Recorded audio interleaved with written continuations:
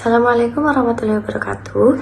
Selamat pagi anak-anak, kembali lagi bersama Ibu dalam pelajaran pendidikan Pancasila. Baik, pada pagi hari ini Ibu akan menyampaikan materi atau tema kita pada pagi hari ini, yaitu peran serta warga negara dalam penyelesaian konflik. Langsung masuk ke pembahasan awal, yaitu pengertian umumnya, yaitu konflik dapat terjadi di berbagai lingkungan seperti keluarga, sekolah, masyarakat, hingga dalam kehidupan berbangsa dan bernegara. Oleh karena itu, peran serta warga negara sangat penting dalam menyelesaikan konflik guna menciptakan kehidupan yang harmonis, damai, dan sejahtera. Baik, pada pembahasan kali ini kita akan membahas dua submateri, yaitu yang pertama peran serta warga negara dalam penyelesaian konflik, dan yang kedua gagasan solutif dalam penyelesaian konflik. Baik, kita akan membahas tentang submateri yang pertama, yaitu peran serta warga negara dalam penyelesaian konflik. Jadi pada sub ini kalian akan memahami bagaimana peran serta warga negara dalam penyelesaian konflik dari berbagai aspek kehidupan, yaitu dalam keluarga, sekolah, masyarakat, maupun kehidupan berbangsa dan bernegara. Untuk itu, peran serta warga negara di sini sangat penting dalam penyelesaian konflik. Sebagai upaya mewujudkan keharmonisan dalam kehidupan yang sejahtera, peran serta warga negara diharapkan mampu menghindari konflik dari berbagai aspek kehidupan.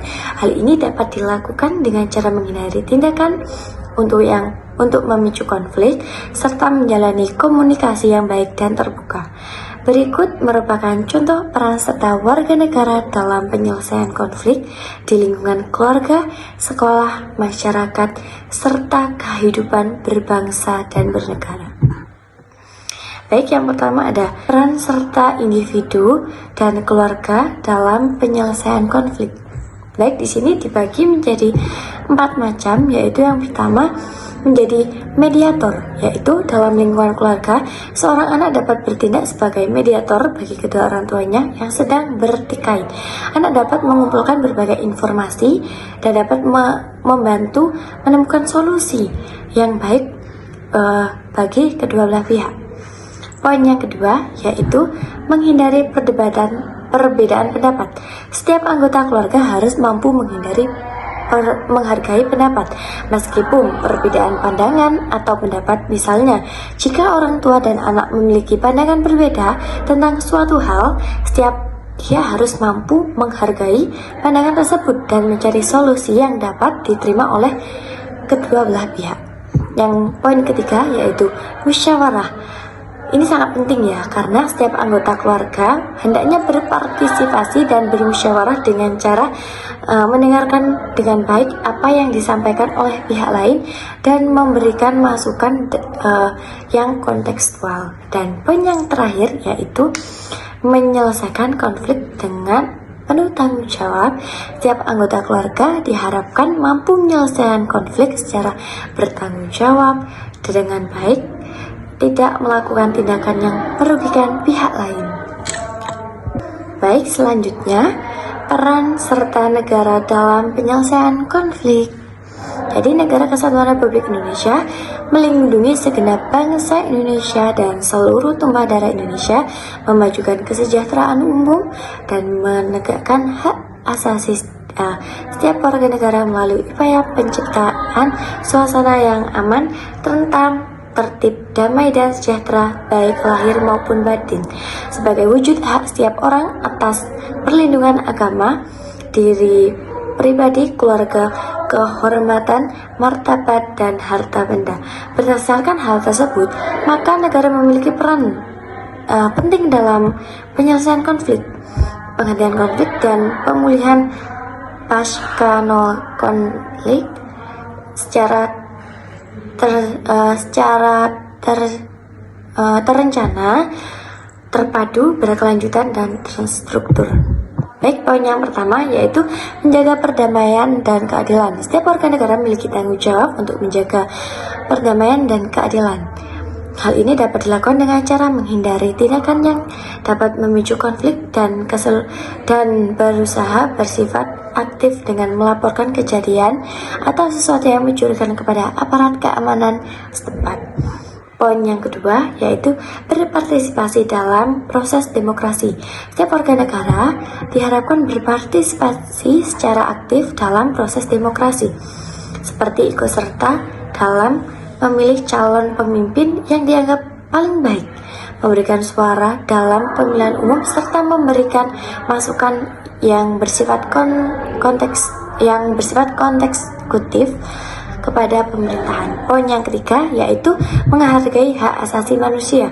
Sebagai warga negara yang baik diharapkan dapat menghargai hak asasi manusia dengan menghormati perbedaan setiap individu ataupun kelompok, serta mampu mencegah terjadinya diskriminasi dan kekerasan pemicuan konflik. Poin yang keempat, musyawarah. Setiap warga negara harus mampu bermusyawarah, bermufakat, saling mendengarkan, dan mencari solusi yang tepat yang dapat diterima oleh semua pihak. Baik, masuk ke submateri yang kedua yaitu gagasan solutif dalam penyelesaian konflik. Tahukah kalian, permasalahan keberagaman adalah masalah yang kompleks dan membutuhkan solusi yang berkeadilan. Berikut ini adalah beberapa gagasan solutif yang dapat diambil untuk mengatasi permasalahan keberagaman secara adil dan berkeadilan. Poin yang pertama yaitu meningkatkan kesadaran dan menghargai terhadap keberagaman. Salah satunya upaya yang dapat dilakukan adalah dengan meningkatkan pemahaman dan menghargai terhadap keberagaman baik kalangan masyarakat, pemerintahan, maupun institusi pendidikan. Dalam hal ini, perlu ditanamkan nilai-nilai toleransi, menghargai perbedaan, dan menjunjung tinggi persatuan dan kesatuan bangsa. Poin yang kedua yaitu memberi kesempatan yang sama. Setiap individu, kelompok agama, suku bangsa, dan budaya memiliki hak yang sama dan harus diberikan kesempatan yang sama dalam segala bidang kehidupan seperti dalam pendidikan, pekerjaan, kesejahteraan, dan pelayanan publik. Poin yang ketiga yaitu menjaga keseimbangan antara hak individu dan kepentingan publik. Dalam menyelesaikan permasalahan keberagaman, perlu menjaga keseimbangan antara hak individu dan kepentingan publik. Pemerintahan harus mengambil keputusan yang berkeadilan dan seimbang untuk memenuhi kepentingan masyarakat secara umum tanpa melanggar hak individu. Baik, masuk ke poin yang keempat yaitu mendorong musyawarah dan kerja antar kelompok dalam membangun harmonis dalam keberagaman. Penting untuk mendorong musyawarah dan kerjasama antar kelompok masyarakat. Pemerintah dan masyarakat sipil dapat memfasilitasi pertemuan dan diskusi untuk membahas isu-isu yang berkaitan dengan keberagaman serta mencari solusi yang adil dan berkeadilan. Baik, yang terakhir yang kelima yaitu menghormati hak asasi manusia. Salah satu prinsip utama dalam mengatasi permasalahan keberagaman adalah dengan menghormati hak asasi manusia.